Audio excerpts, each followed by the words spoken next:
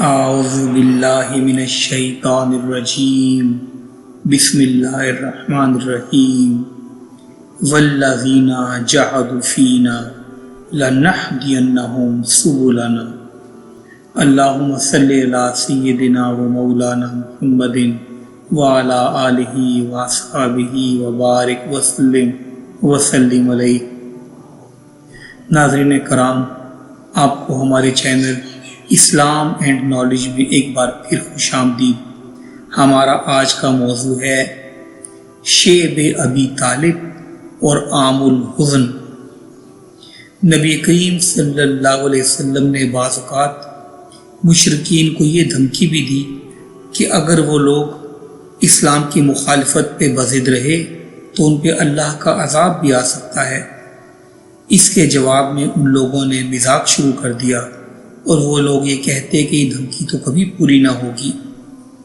ان لوگوں نے کبھی سودے بازی کی، کبھی ایذا رسانی کی، کبھی حجت بازی کی، غرضے کہ ہر حربہ آزما کر دیکھ لیا، لیکن ان کی کوئی کوشش بھی کامیاب نہ ہوئی۔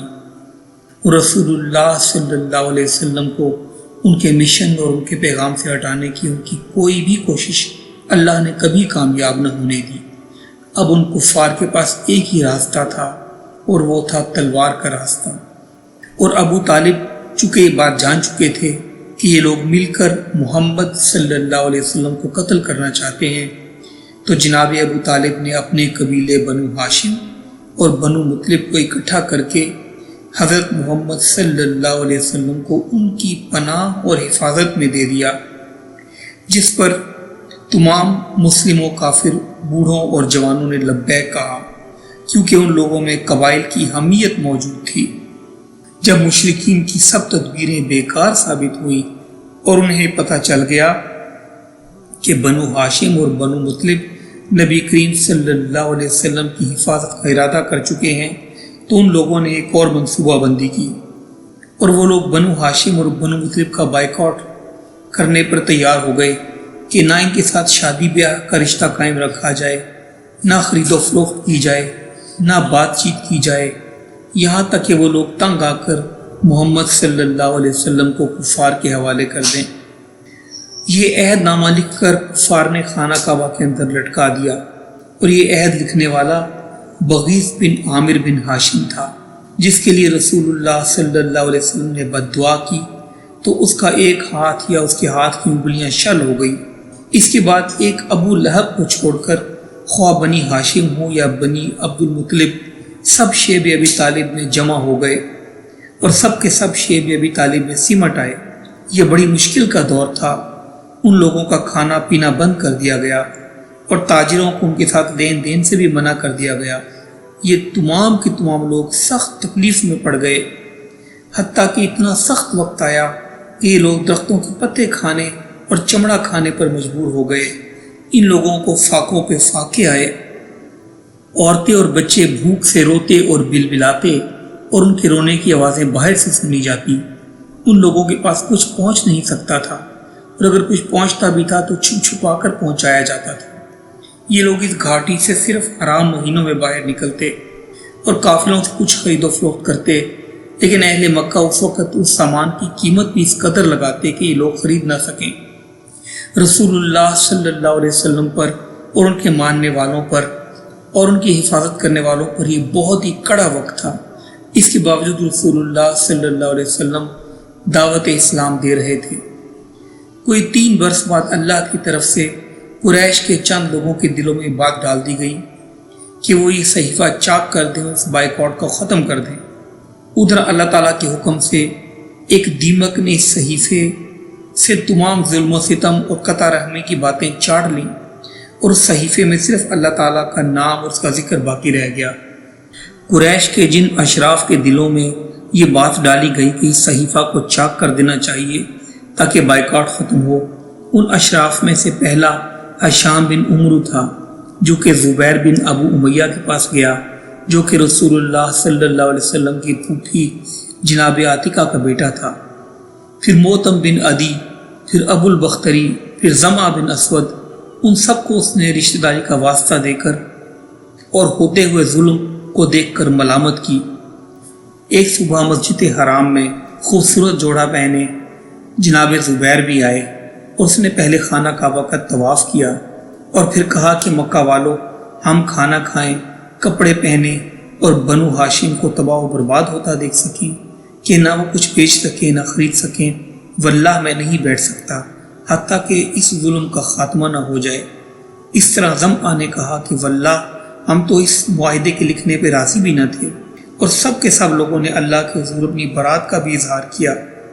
اسی دوران حضرت ابو طالب بھی ایک گوشے میں موجود تھے اور یہ بتانے آئے تھے کہ رسول اللہ صلی اللہ علیہ وسلم کو ان کے رب نے خبر دی ہے کہ اس صحیفے کو دیمک نے چاٹ لیا ہے، اور سارے ظلم، ستم اور قطع رحمی کی باتیں دیمک نے چاٹ کر ختم کر دی ہیں، صرف اللہ کا ذکر باقی رہ گیا ہے۔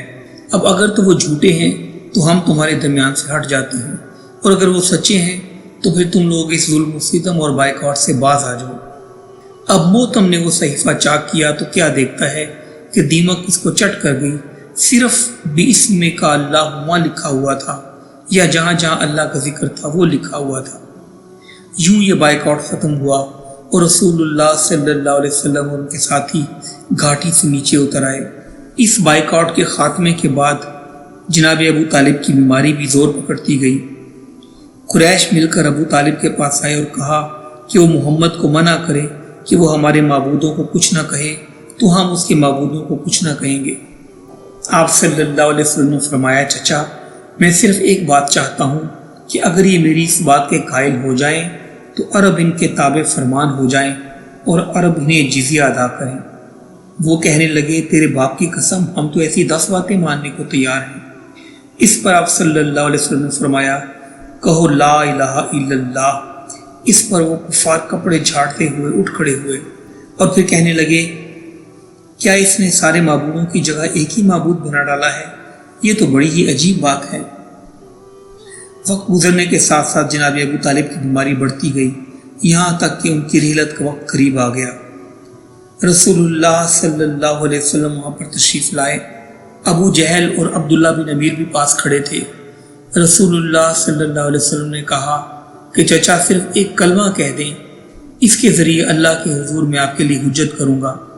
اس پر ابو جہل اور عبداللہ کہنے لگے، ابو طالب کیا عبد المطلب کی ملت کو چھوڑ دو گے؟ اب آخری بات جو ان کے منہ سے نکلی وہ یہ تھی کہ عبد المطلب کی ملت پر۔ نبی کریم صلی اللہ علیہ وسلم نے فرمایا، میں آپ کے لیے استغفار کرتا رہوں گا یہاں تک کہ مجھے اس سے روکا نہ جائے۔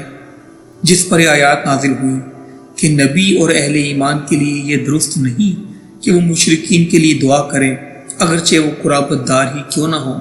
جناب ابو طالب کی وفات سن 10 نبوت میں شیب ابی طالب سے نکلنے کی 6 یا 8 ماہ بعد ہوئی، اور ابھی جناب ابو طالب کی وفات کا غم زائل بھی نہ ہوا تھا کہ ام المومنین حضرت خدیجہ رضی اللہ تعالی عنہا بھی وفات پا گئی۔ وہ آپ کی شفیق، غم گسار، جان و مال سے آپ کی مدد کرنے والی اور ہر غم اور پریشانی میں آپ کی برابر کی شریک اور آپ کی محبوب رفیقہ حیات تھی۔ آپ صلی اللہ علیہ وسلم نے فرمایا، جس وقت لوگوں نے میرے ساتھ کفر کیا وہ مجھ پر ایمان لائیں، جس وقت لوگوں نے مجھے جھٹلایا انہوں نے میری تصدیق کی، جس وقت لوگوں نے مجھے محروم کیا انہوں نے مجھے اپنے مال میں شریک کیا، اور اللہ نے مجھے ان سے اولاد عطا کی۔ لاکھوں کروڑوں درود و سلام رسول کریم صلی اللہ علیہ وسلم کے اصحاب پر اور آپ کی ازواج پر۔ اللہم صلی وسلم علی سیدنا و مولانا محمد وعلی آلہ وصحبہ وبارک وسلم علیہ۔ ناظرین کرام، آج کے لیے اتنا ہی، ملتے ہیں اگلی ویڈیو کے ساتھ۔ اگر آپ کو ہماری یہ ویڈیو پسند آئے تو اسے لائک کرنا اور چینل کو سبسکرائب کرنا نہ بھولیں۔ اللہ حافظ۔